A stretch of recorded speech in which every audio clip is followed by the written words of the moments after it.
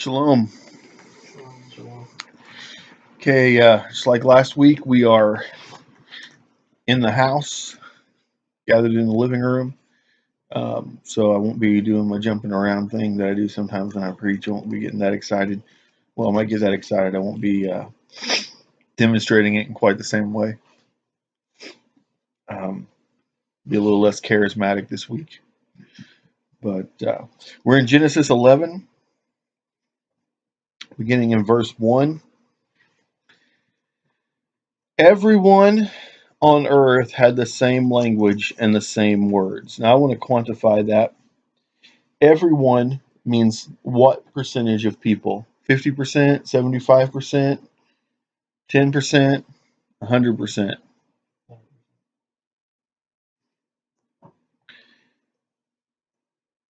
So we have this saying, right? I picked it up from a Baptist minister years ago about the word all. All means all, and that's all means, right? When we read the word everyone in Scripture, we have to acknowledge that means all people, unless it's quantified. If it says everyone in a certain town, or everyone in a certain country, or everyone in a certain tribe, then we can quantify that. But this says everyone on earth. Okay? Now, I bring this up because there are people I've listened to preach who have said, well, this is everyone in that part of the earth, everyone in that country, everyone in the part of the world that was known to them. They didn't know about the Native Americans, and they didn't know about, the people in the Far East, and they didn't know anyone who says that is not teaching, and probably has not, I would guess, has not studied contextually what Scripture says, because we're very shortly removed. We're going to see how shortly removed from the flood as we go through the chapter. When it says everyone on earth had the same language and the same words, that's important. And if we believe it, it makes everything that we're about to read make sense. We're going to see where the 72 nations come from. If we don't do that, if we don't believe it literally, then there's no point in the rest of this chapter. Well, very little. Okay? Because we're going to read here about what happens to the people who have one language. Okay? It says, and they migrated from the east. They came upon a valley in the land of Shinar and settled there. Now, they're coming from the east of where? Well, we have to say they're coming from the eastern direction, so they're migrating westward from wherever they came from, and they're settling in the land of Shinar. Well, that doesn't mean a thing on today's map, because we don't have a country called Shinar. But because of archaeological studies, we know exactly where Shinar was. Shinar was, for the most part, what we now know as the country of Iraq. Now, the borders weren't exactly the same. They've changed over time. Okay, some historians think that maybe Shinar was actually smaller and all contained within what is now Iraq. But it was, we can look at Iraq on a map and say, okay, this is where they were settling. Okay. They said to one another, come, let us make bricks and burn them hard. Brick served them as stone, and bitumen served them as mortar. And they said, come, let us build us a city. Let us.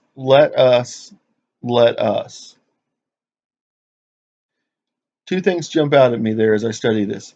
Let us. Never once does it say, let us inquire of Yehovah and see what he wants us to do.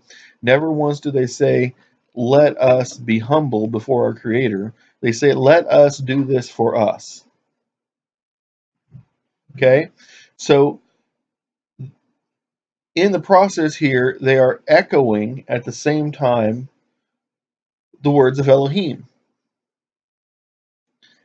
And Elohim said, "Let us make man in our own image."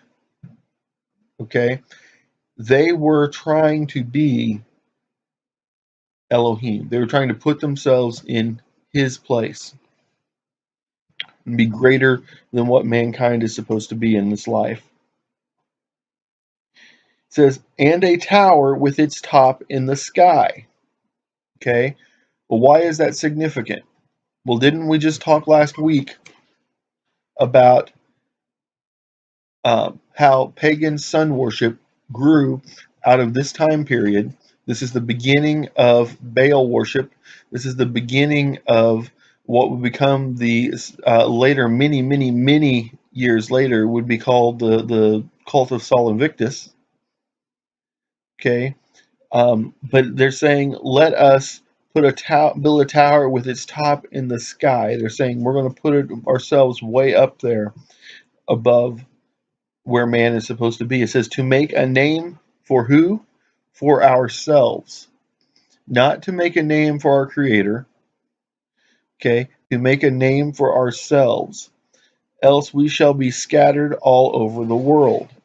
So, at this point, they knew that if they built a city, in a large enough city in one place, and like they had prior to the flood, but they built a large enough city in one place that all mankind could live there or gather there, then they knew that whoever built that city would be in charge, and whoever ruled that city would rule the world. Okay, this is nothing. When we talk about governments doing this, governments reaching for the stars and things like international space stations, okay, and yes, we can talk all day about what is and isn't true about what they tell us in the media, but at the very least they project it as though they've done this great thing, reaching for the stars. And the greatest cities that rule over the world tend to have the tallest buildings that reach into the sky.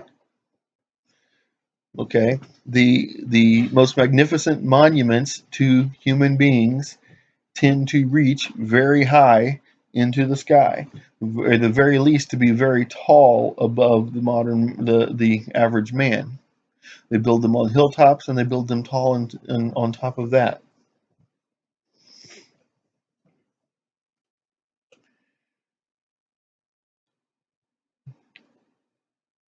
Yehovah came down to look at the city and tower that man had built. And Yehovah said, if as one people with one language for all, this is how they have begun to act, then nothing that may be proposed to do will be out of their reach. They say that English is the universal language. You can go to almost any country in the world and speak English, and somebody there is going to know what you're saying and be able to communicate with you. It's the international trade language. But there have also been proposals put forth of a basic human language that should be constructed and taught to children around the world so that within the span of one generation, everyone in the world would be able to understand each other. And this is the premise behind the automated translation programs that have become so popular, where I can write an entire book, plug it into, say, a Google app, and it comes out in whatever language I tell it to come out in, so that people in any country basically can read whatever I wrote. As a basic tool for communication, that's not necessarily a bad thing. But when we're talking about translating all knowledge into a unified language that everybody can read, write, speak, and understand, that's humanity attempting to get back to this place. That's mankind trying to get back to the place where we did something that Elohim said, if we don't stop this, they're going to be able to do anything. They're not going to be humble. before their Creator.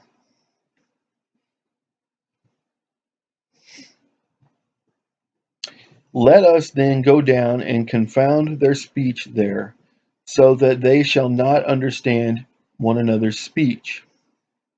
Thus Jehovah scattered them from there over the face of the whole earth, and they stopped building the city. Yeah, if you're scattered across the whole earth, it's hard to work together if you don't understand each other. But that was the beginning, and some people picture this as he picked up these people and moved them over here, and these people and moved them over here. I don't believe it happened that way. I believe he said, okay, the peoples of from this guy down is going to be one nation. They're all going to speak one language. Nobody else understood them, so they kind of migrated off by themselves. Next, did the same thing. Tradition has it that he did that he created 72 nations, 72 people groups who migrated off throughout the world.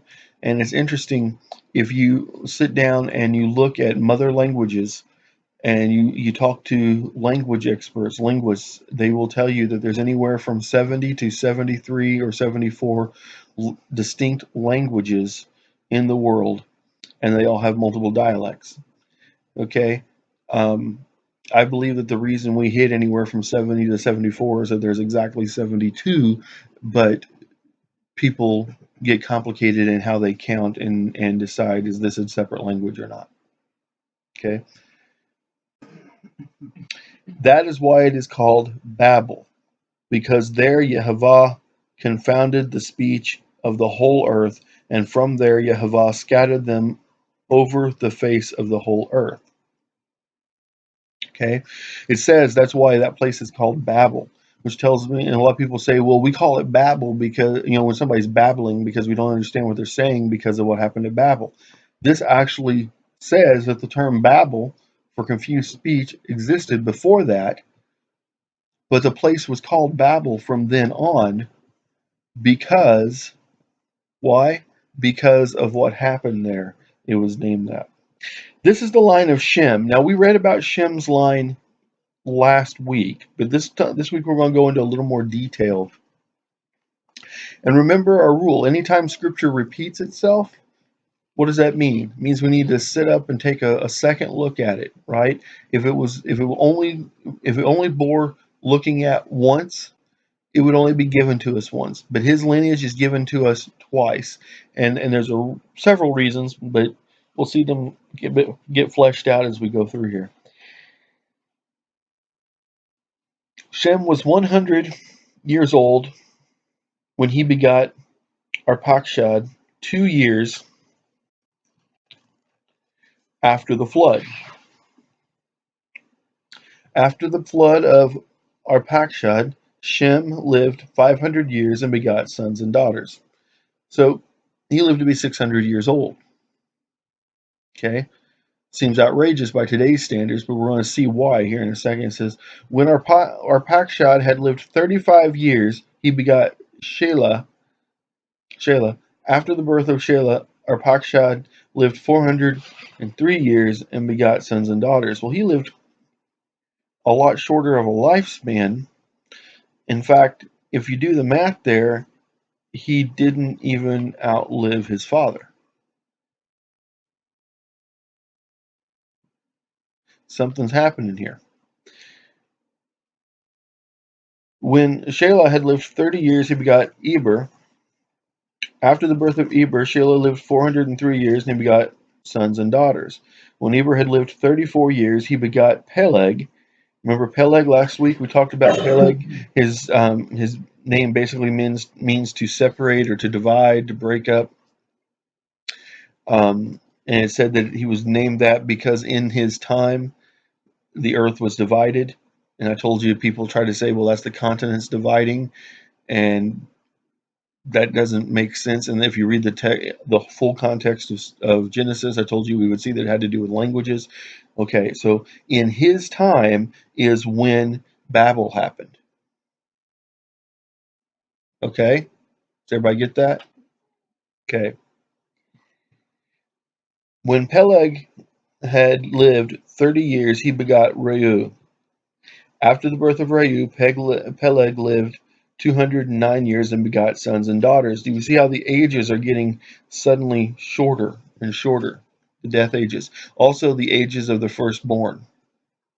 Okay, lifespans and the age of conception or conceiving the firstborn are getting smaller and smaller. Um,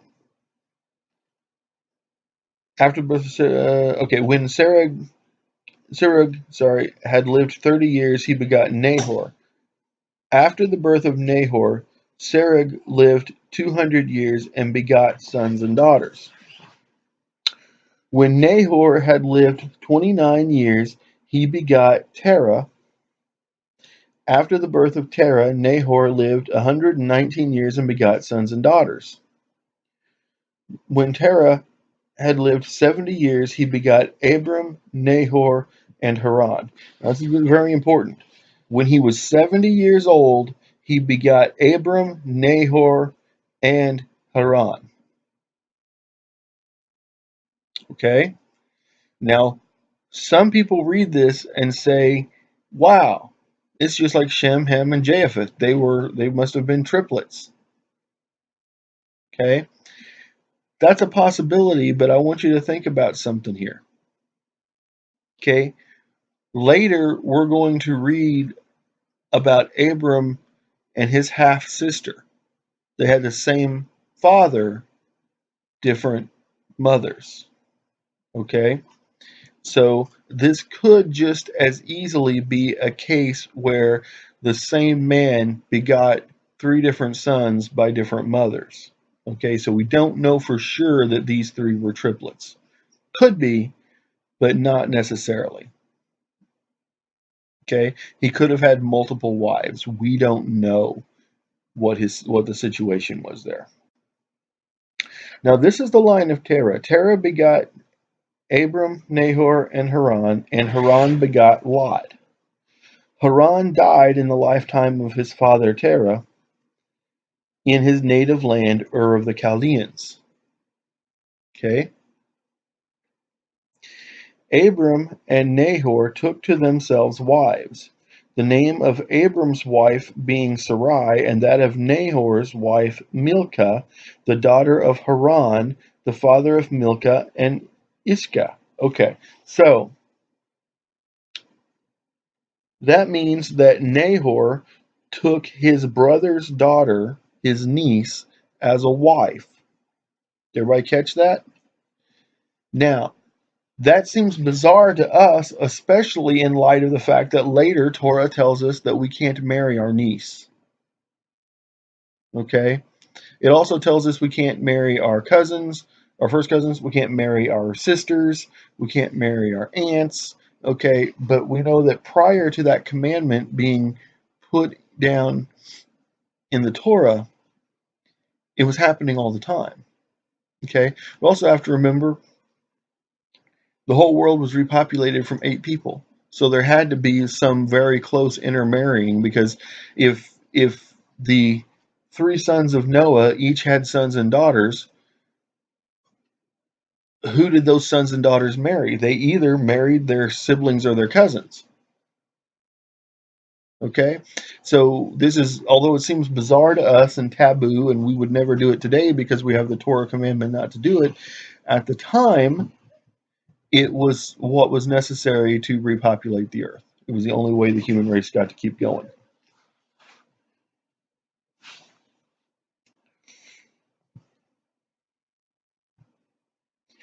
Now Sarai was barren. She had no child. It's going to be very important as we get farther into the story in coming weeks. Terah took his son Abram, his grandson Lot, the son of Haran, and his daughter-in-law Sarai, the wife of his son Abram, and they set out together from Ur of the Chaldeans for the land of Canaan. But when they had come as far as Haran, they settled there. Okay, so they came as far as a land that bears the same name as the deceased son / brother / father. okay, depending upon who's looking at the situation. And so some scholars say, well, they found this land, they thought it was better than where had set out to go, and they stopped there and they settled there and they named the land for the beloved one who had passed away. Maybe. But we know that the people were spreading out at this time across the earth, and so it's very possible that this is the land where Haran had lived. They get there, they find some cousins or some other descendants, if you're Terah, and they say, oh, well, we have family here, we have kinsmen here, so we'll just settle here and we won't go on to Canaan. What is Canaan? The promised land. All right. Now the promise hadn't been verbally given yet, but there, for some reason, Terah gathered his immediate relatives and was headed toward what would become Eretz Yisrael. And he stopped, and he didn't complete the journey. Something distracted him. Something turned him back from the promise. And there are a lot of scholars who believe that Abram was not the first in the line to be spoken to by Elohim.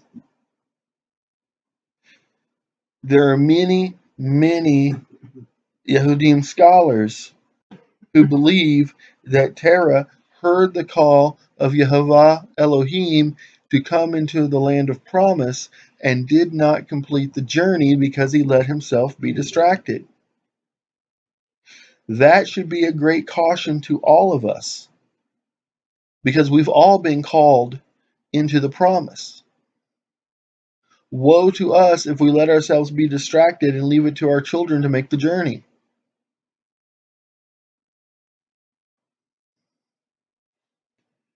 I also want you to think about something else. Abram, we later read, and I'm going to spoiler here if you haven't read the rest of Genesis, Abram is married to Sarai. Sarai is the half-sister of Abram. Okay? She is Terah's daughter by another mother, by another wife. I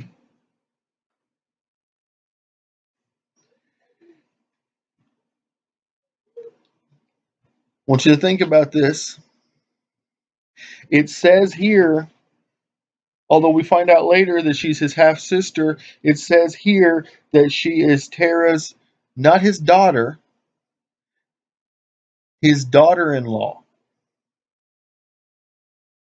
And that's a lesson to me and to all fathers and to future fathers. When your daughter leaves your home because she has married a man that you've given her to as wife, she ceases to be your daughter for all practical purposes. Do you still love her? Yes. Do you still want the best for her? Yes. Do you still cherish her? Yes. But she is no longer your daughter in respect to who has authority over her. She becomes that man's wife. And a large percentage of marital discord could be eliminated if fathers understood that giving their daughter away is not just what we call it, it is what is happening. Too many in-laws, and it happens on the husband's side too, but the majority of what I have seen is it happens on the wife's side, where in-law parents don't want to let go of the daughter that they have given away in marriage. And it causes problems in the marriage. I've seen it cause divorces. Okay, I've seen otherwise happily married couples split up because the wife could not be entirely committed to her husband because she was still entirely committed to her parents, not just for taking care of them in their old age, but dropped everything every time they called, and ran and neglected her husband, neglected her children, and went to do the bidding of usually her mother, and terrible issues arose from it. Terah did not call Sarai his daughter. He called her his daughter-in-law, even though he had begotten her. And we need to remember that as men. The days of Terah came to 205 years, and Terah died in Haran. One more thing I want you to think about, and this jumped out at me as I was studying for this teaching. I had never considered it before. You know how I think it's so interesting that Methuselah, the oldest living person ever on record, died in the flood. Or he died the year of the flood, so we have to kind of assume that he died in the flood because it started in the second month of the year. So if you do the count, it says when Peleg, this is in verse 18, when Peleg had lived 30 years, he begot Reu, and we go down through here, and it says Peleg was called Peleg because in his time, in his lifetime, the earth was divided. Okay? If you count the generations and count the years and the ages, Peleg was still alive until Abram was roughly about 15 years old, I think is what I counted. 13, 15, something around there. I'd have to do the math again. But until he was in his early teens, Peleg was still alive, which means that the memory of the earth having one language and that language being divided and the peoples being divided would still have been fresh in human memory. Okay, and it is not at all unthinkable, not one bit unthinkable, that Abram would have heard the story of the divisions of the nations from Peleg himself because he witnessed it. Okay? People ask me, how can you believe those old stories? I say, well, I'm ethnically Jewish. Yeah, so if your grandfather tells you a story about the family history, do you believe it? Well, sure. Why? Because he saw it. These are our grandfathers speaking to us. These are our ancestors telling us what happened in their times, or in the times of the people that they sat down and talked to when they were alive. Okay? This is why the generations and the chronology and who begot whom and when is important.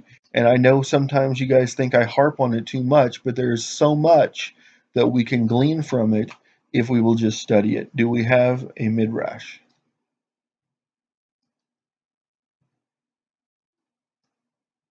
Yes. I find it interesting that it talks about, in 31, it says Terah took his son Abram, his grandson Lot, the son of Haran, and his daughter-in-law Sarai. Haran died. That he doesn't say that he took Nahor with him, but wasn't Nahor in Haran later when his was it Jacob went to him? But it doesn't say that he went with him at this time. But he may have gone on his own. Yeah. Okay. I think you're right. I think he does show up in Haran later on, but he could have made the journey on his own. Right. So that is interesting, and that kind of leans to my idea that maybe why they stopped there and didn't go any farther is they found relatives. Maybe he was already there. Maybe he went. Maybe it was the land of Haran, and Nahor went there because there was family there, and then Haran died. You know what I'm saying? Yeah. I mean, there's. I haven't read all of it, and I know there's a lot of debate on whether or not how much of it's truthful.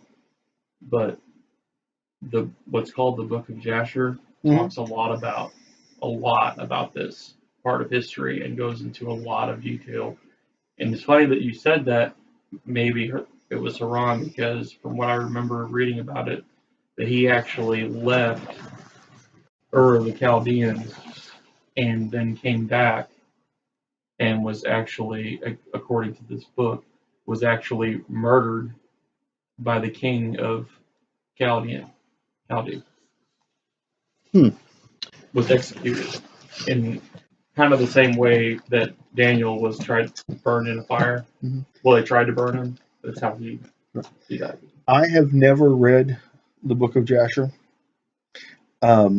I know is a lot of division in um, among Orthodox and ultra Orthodox as far as what it is, what value it has. Kind of like we all agree that uh,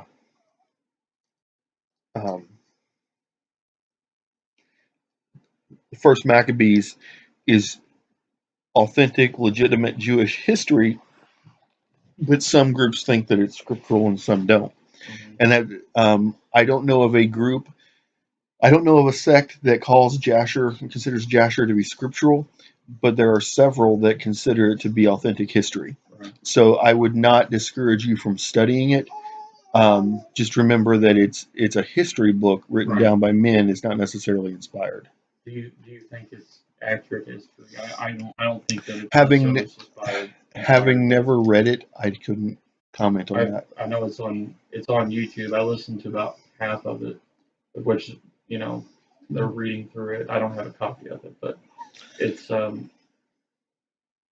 whether or not it's completely historically accurate, it does make you think about more about what you're reading, and it does.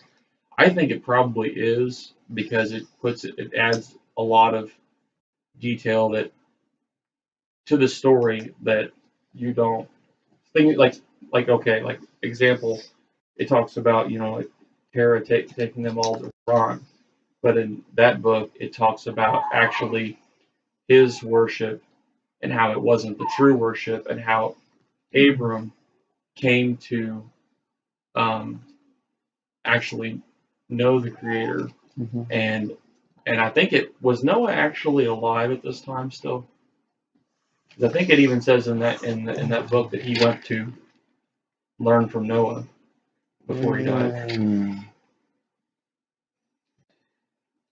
Yes, I think Noah probably would have been. He lived 950 years. Okay. So yeah, he would have still. He would have been a very old man, but he would have still been alive. Right.